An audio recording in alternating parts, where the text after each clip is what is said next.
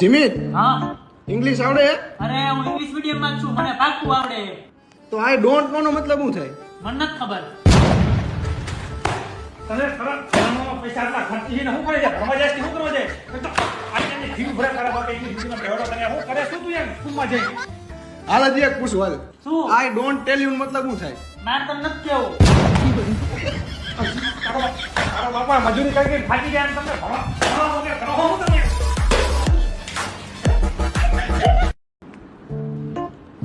જીમિત, હા.